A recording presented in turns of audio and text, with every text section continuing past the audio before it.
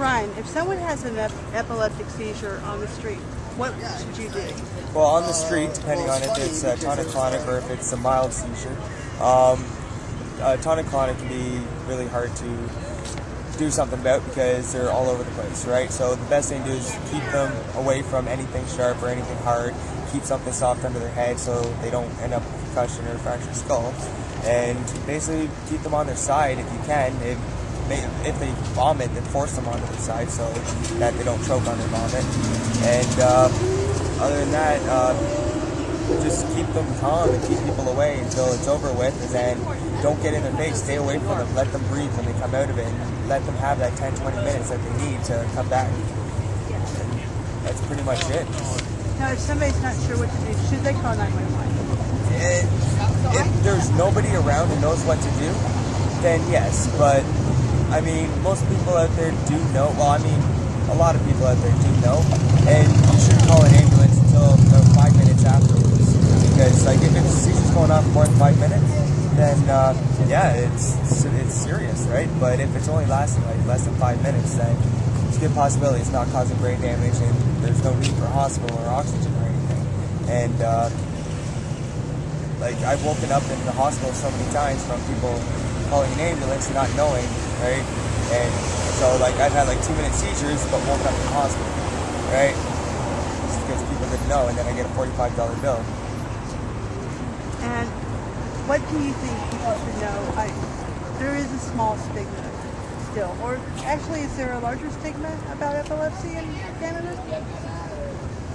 Well, not enough people know about it. A lot of people are ignorant to it. Right? They see someone having a seizure and they think they're possessed or something.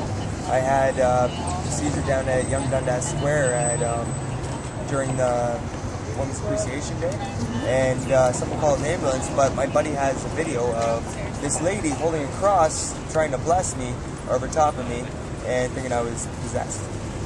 That's scary. Yeah, it is scary. And he thought that she was going to try to attack me.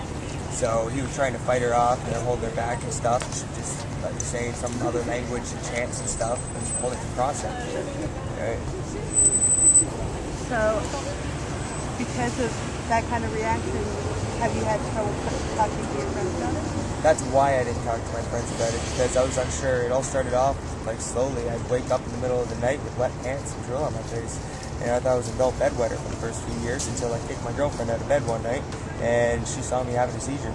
Tried to wake me up, I wouldn't wake up, and it took me about 20 minutes to come to, and they called an ambulance and brought me down to the hospital, and they told me right up front that it was a seizure. And it was because you broke your nose? Yeah. I got in a fight and someone was over top of me and headbutted me and hit my nose upwards, and instead of it killing me like it would most people, it put pressure on my frontal lobe and gave me epilepsy. Thank you so much. Oh, one more thing. When you're at home and it's not a street surrounding, it's like your buddy drops and has a seizure, are there other precautions inside a house? Yeah, just keep everything away from them, make sure that there's something soft under their head, and when they come to, let them sit down in a nice soft place or lay down and just relax, because they will come to eventually, right? Yep. It could, sometimes though, it could take like a day for your mind to fully regenerate. And that's another thing. When someone comes out of a seizure, they're not completely right there. I've had times where, like, I knew what was going on and I just couldn't speak, right? And I've had other times where I had no idea what was going on, and that's like, I don't know how to explain it. It's just, you're so confused, you don't know where you are. It's like you're overdosed on something. And I don't know, it's something I'm still learning about. So basically give a person a little bit of space and a little bit of time. Yep.